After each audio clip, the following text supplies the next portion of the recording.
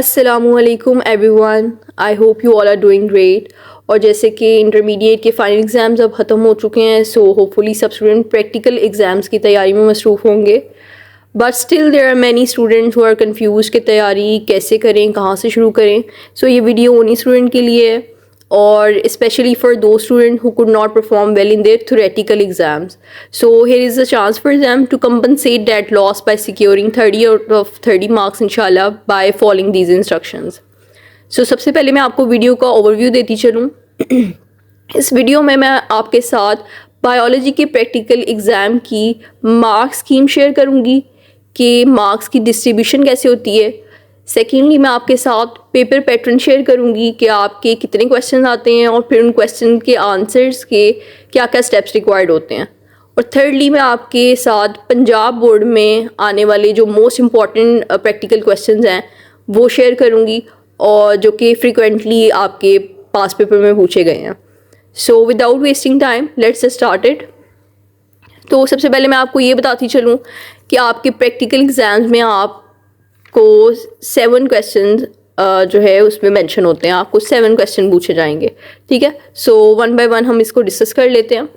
आपका जो question number 1 होगा प्रैक्टिकल एग्जाम में, वो कुछ इस तरह से पूछा जाता है कि prepare a temporary mount or slide preparation of material provided, and secondly identify, and thirdly draw it. तो होगा ये कि आपको एग्जामिनर आपका बोल देगा कुछ भी, जैसे कि कोई भी स्ट्रक्चर, उसकी पहले तो आपको स्लाइड प्रिपेयर करने के लिए कहा जाएगा, आपको मटेरियल प्रोवाइड किया जाएगा, ठीक है।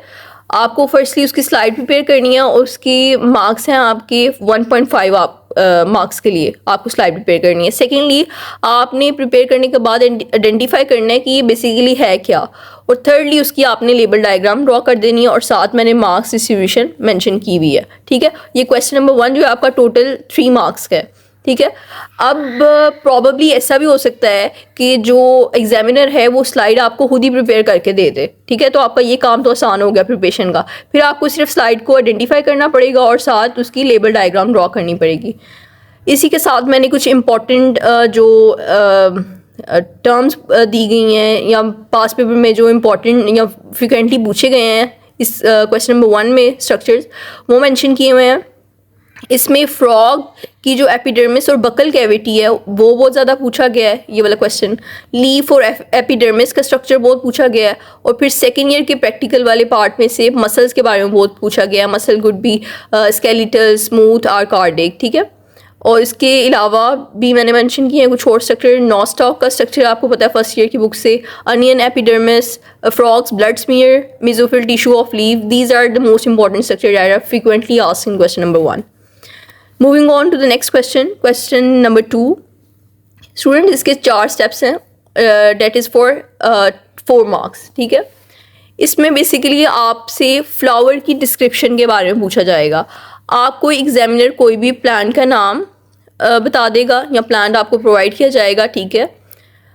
उसके कोई भी 4 पार्ट आपके एग्ज़ाम जो पेपर है उस पर मैंशन होंगे, ठीक है। उनकी डिस्क्रिप्शन आपने प्रोवाइड करनी है, और चूँकि 4 पार्ट हैं तो हर पार्ट 1 नंबर के लिए। अब जो मोस्ट इम्पॉर्टेंट प्लांट जिनकी पार्ट्स की डिस्क्रिप्शन पूछी जाती है एग्ज़ाम में, वो मैंने मेंशन किए हुए हैं। इसमें Rosa indica rose, Cassia fistula, Solanum nigrum, pea plant और Avena sativa, these are the most important plants जिनके बारे में पूछा जाता है। उसके बाद जो पार्ट्स हैं जो ज़्यादातर पूछे जाते हैं वो भी मेंशन है। Leaf, flower, calyx, floral formula of any flower, और उसके बाद क्रोला, एंड्रोशियम और गाइनोशियम के बारे में पूछा जाता है ज़्यादातर, ठीक है। Now question number 3। Question number 3 है स्टूडेंट आपका related to skeleton of frog, ठीक है। इसमें जो मोस्ट रिपीटेडली जो पार्ट पूछे जाते हैं स्केलेटन के फ्रॉग के, वो हैं स्कल और vertebra. Vertebra is the most important part. 8th vertebra, 9th vertebra और एनी टिपिकल वर्टिब्रा, उसके बारे में बहुत ज़्यादा पूछा जाता है। आपको लिम्स के बारे में पूछ सकते हैं, फोर लिम, हाइंड लिम, ठीक है। अब ये जो क्वेश्चन है वो 4 मार्क्स का है, ठीक है, और इसके 2 स्टेप्स हैं। स्टेप नंबर 1, आपने उसकी डायग्राम ड्रॉ करनी है। अब एग्जामिनर क्या कर सकता है, वो या तो आपको कहेगा कि pick out the part and first identify it and then draw its label diagram, या फिर एग्जामिनर आपको खुद से बता देगा कि this is the part of this calendar, may be he tell you कि ये 4 लिम्ब है, तो आप इसको ड्रॉ करें और इसको लेबल कर दें, ठीक है। तो दोनों सूरतों में आपने क्या करना है कि 2 नंबर हैं डायग्राम ड्रॉ करने के और 2 ही नंबर हैं आपके उसको लेबल करने के, सही है। तो मेन जो पूछे जाते हैं पार्ट्स वो मैंने आपको पहले ही बता दिए हैं। मज़ीद इसमें पूछा जाता है गिव स्केलेटन बोन विच में be the dorsal view of pectoral गिर्डल, ventral view of pectoral गिर्डल, 4 limbs of the frog etcetera. Now question number 4। Question number 4 में स्टूडेंट्स आपको इसके भी 4 स्टेप्स हैं फॉर 4 मार्क्स, ठीक है।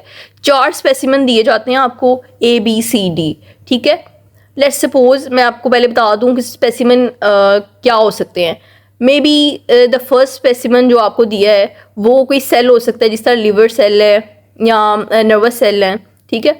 अब वो आपको कह सकते हैं कि इसका हमें कोई एक करेक्टर जो है वो डिस्क्राइब करते हैं। सेकेंड जो स्पेसिमन आपको दिया हो सकता है वो कोई एम्ब्रियो हो सकता है 48, 42, 72 आवर का, ठीक है, और उसका कोई वो स्पेसिफिक करेक्टर मेंशन करने के लिए कह सकते हैं। सेकेंडली आपको कोई भी एनिमल का जो है नाम दिया हो सकता है, यानी animal could be vertebrate and invertebrate. अगर तो इनवर्टिब्रेट का पूछा हुआ है फॉर एग्जांपल हाइड्रा, तो आप उसका नाम साइंटिफिक नेम के साथ फाइलम मेंशन करेंगे। और अगर वर्टिब्रेट का पूछा हुआ है फॉर एग्जांपल फिश, तो फिश के साथ वर्टिब्रेट एनिमल के साथ आपको क्लास मेंशन करनी होती है उसकी, ठीक है। और फोर्थ स्पेसिमेन जो है वो कोई केमिकल हो सकता है या फिर कोई इंस्ट्रूमेंट हो सकता है, जैसे कि बेनेडिक्ट सॉल्यूशन, तो उसका यूज़ पूछ सकते हैं वो किस लिए इस्तेमाल होता है, या फिर इंस्ट्रूमेंट जैसे ब्लड प्रेशर को मेजर करने के लिए कौन सा इंस्ट्रूमेंट यूज़ होता है। तो इस तरह से आपको 4 स्पेसिमेन देंगे और उनकी करेक्टर, यूज़ या अपीयरेंस आपसे पूछ सकते हैं। और ये जो स्पेसिमेन जो दिए जाएंगे ये आपकी प्रैक्टिकल नोटबुक पे मेंशन है, तो आप लोगों ने वहाँ से इसको अच्छे से क्रैम कर लेना। अच्छा, अब यहाँ पे एक नोट है कि you may be asked to identify the slide, name the apparatus, one important feature or character, use of apparatus, given phylum if vertebrate and class if vertebrate of the specimen. तो this is the criteria of this question, ठीक है। यहाँ पे मैंने कुछ important mention भी किए हुए हैं, लेकिन जैसे मैंने आपको बताया कि आप अपनी प्रैक्टिकल बुक से देखेंगे वहाँ पे ये सारे मेंशन है। उसके बाद क्वेश्चन नंबर 5 पे आ जाएं, that is the main and highly weightage question of the paper. अब इसका वेटेज क्यों सबसे ज़्यादा है, क्योंकि इसके मार्क्स 10 हैं, ठीक है। अब क्वेश्चन नंबर 5 में स्टूडेंट्स आपको 3 क्वेश्चन दिए जाते हैं, 3 पार्ट दिए जाते हैं और उनमें से आपने एक सिलेक्ट करना होता है और उसको अटैम्प्ट करना होता है एग्ज़ाम में, ठीक है। अब मैंने आपको बताया 3 पार्ट दिए जाते हैं, लेकिन मैंने उनको 2 कैटेगरीज में डिवाइड किया है, ठीक है। एक होगा इन केस ऑफ एक्सपेरिमेंट और एक होगा इन केस ऑफ डायसेक्शन। पहले इन केस ऑफ एक्सपेरिमेंट की बात कर लेते हैं। इसमें क्या करना है आपको कि इसमें तो सबसे पहले आपको मटेरियल के बारे में लिखना पड़ेगा कि एक्सपेरिमेंट में मटेरियल क्या रिक्वायर्ड है, उसका प्रोसीजर, और फिर आपको डायग्राम ड्रॉ करनी होगी और इसके मार्क्स होंगे 3। नेक्स्ट जो स्टेप है आपको परफॉर्मेंस देनी पड़ेगी, परफॉर्म करके बताना पड़ेगा एक्सपेरिमेंट, उसके मार्क्स भी हैं 3।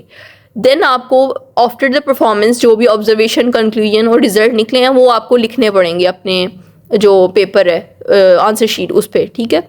और उसके बाद जो 2 शॉर्ट क्वेश्चन दिए जाएंगे, इसमें 2 शॉर्ट क्वेश्चन दिए जाते हैं ईच फॉर 1 मार्क, तो वो 2 आपको अटैम्प्ट करने पड़ेंगे। इस तरह से आपको 10 मार्क्स मिलेंगे। अब अगर पहले तो मैं आपको बता दूं कि इसमें इंपॉर्टेंट क्वेश्चन क्या पूछे गए हैं पास्ट पेपर्स में, तो इसमें आ जाता है students devise an experiment to demonstrate geotropism, devise an experiment to demonstrate phototropism, या इसके अलावा extraction of chlorophyll from leaf, opening and closing of stomata and measuring of blood pressure. ये बहुत ज़्यादा फ्रिक्वेंटली पूछे गए हैं। अब देखें स्टूडेंट विल बी कंफ्यूज कि हमें कौन सा अटैम्प्ट करना चाहिए, तो वो भी मैं आपको बता देती हूँ। अब ये क्वेश्चन है, आपने देखा कितने ज़्यादा स्टेप्स रिक्वायर्ड हैं। इसके अलावा अगर एक्सट्रैक्शन ऑफ क्लोरोफिल आ जाता है तो वो आपको परफॉर्म करना पड़ेगा, फिर क्रोमेटोग्राम जो है वो आंसर शीट पे लगाना पड़ेगा। इसी तरह दूसरे भी जो एक्सपेरिमेंट्स हैं उनको आपको परफॉर्म करके बताना पड़ेगा और फिर आप कंक्लूजन और उस पर आएंगे, ऑब्जर्वेशन कंक्लूजन पे। लेकिन इन केस ऑफ डायसेक्शन, इसमें पहले तो मैं आपको बताती चलूँ कि स्टेप्स क्या रिक्वायर्ड है।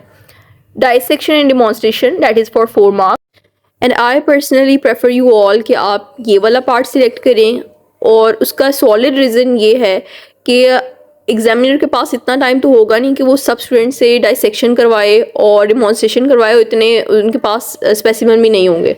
सो आप ये वाला पार्ट सिलेक्ट करेंगे तो आपको जस्ट डायग्राम ड्रॉ करनी पड़ेगी, और उसको आपने नीटली ड्रॉ करना है, अच्छे से ड्रॉ करना है और अच्छे से ही लेबल करना है, ठीक है, और स्पेलिंग मिस्टेक नहीं होनी चाहिए। और फिर जब आप दो जो क्वेश्चन है वो अटैम्प्ट कर लेंगे तो आपको ईजी 10 मार्क्स मिल जाएंगे। अब बात कर लेते हैं इसमें कि इम्पॉर्टेंट इसके क्वेश्चन क्या पूछे जाते हैं। तो इनमें जो एनिमल प्रोवाइड किया जाता है, जिसके बारे में ज़्यादातर जिसको डाइसेक्ट करना होता है, डिमॉन्स्ट्रेशन करनी होती है, वो या तो कॉकरोच हो सकता है या फिर फ्रॉग, जो कि आपके प्रैक्टिकल नोटबुक पे मेंशन है, ठीक है। अब इसमें डिमॉन्स्ट्रेशन के लिए जो आपको सिस्टम दिया जा सकता है वो डाइजेस्टिव सिस्टम ज़्यादातर पूछा जाता है।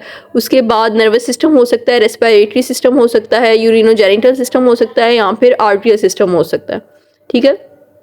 सो ये आपका इजीली आप 10 मार्क्स सिक्योर कर लेंगे इंशाल्लाह।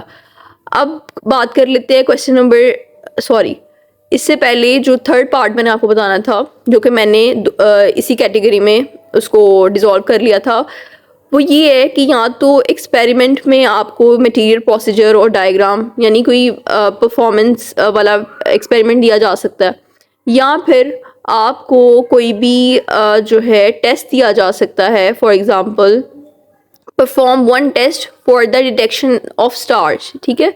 तो इसके बारे में आपने पहले तो सारी डिस्क्रिप्शन लिखनी है कि कौन कौन से वेज हैं स्टार्च को डिटेक्ट करने के लिए, कौन कौन से सोल्यूशन, कौन कौन से केमिकल यूज होते हैं। इसके अलावा जो एक दो और इम्पॉर्टेंट इस कैटेगरी में फॉल करता है क्वेश्चन, वो ये है कि detection of DNA and detection of protein और इसी तरह, ठीक है। तो इसके लिए डिफरेंट सोल्यूशन होते हैं, उनको आप डिस्क्रिप्शन लिख देंगे कि किस तरह से सोल्यूशन आप प्रिपेयर करेंगे और फिर उसको डिटेक्ट करेंगे, ठीक है। So now question number 6। Question number 6 है आपका viva, that is for 3 marks. Viva में होपफुली एंड प्रॉबेबली जो आपका एग्जामिनर है वो आपका जो क्वेश्चन पेपर है और जो आपकी आंसर शीट है, आपने क्वेश्चन अटैम्प्ट किए हैं, उसी में से क्वेश्चन पूछेगा। जैसे आपने कोई एक्सपेरिमेंट परफॉर्म किया है यानी एक्सपेरिमेंट लिखा है, तो वो आपसे पूछ सकते हैं कि आपने मतलब ये कंक्लूजन कैसे आया, ये रिज़ल्ट कैसे आया, ठीक है। या फिर जिस तरह क्वेश्चन नंबर 4 है, इसमें से आपसे कोई भी जो यूज़ है वो ऑरल सुन सकते हैं, ठीक है। सो आपसे वो जनरल क्वेश्चन नहीं करेंगे, ठीक है। या जो भी आपने प्रैक्टिकल नोटबुक में या जो मैंने यहाँ पे इम्पोर्टेंट प्रैक्टिकल मेंशन किए हैं, सो उसी में से आपको जनरल क्वेश्चन पूछेंगे, जो आपने अच्छे से जो जनरल कॉन्सेप्ट्स हैं वो अच्छे से पढ़ लेने हैं। उसके बाद क्वेश्चन नंबर 7 आ गया, वो है जी आपकी practical notebook, that is for 2 marks.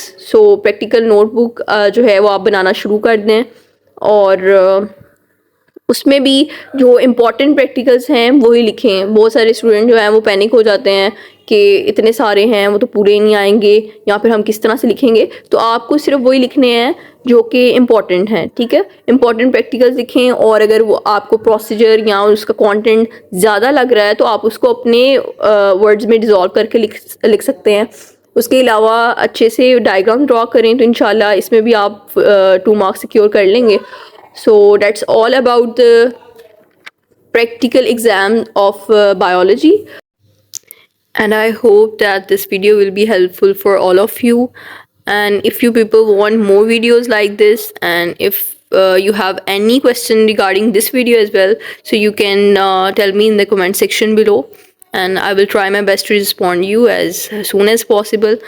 And good luck for your exam, and remember me in your prayers. Allah Hafiz.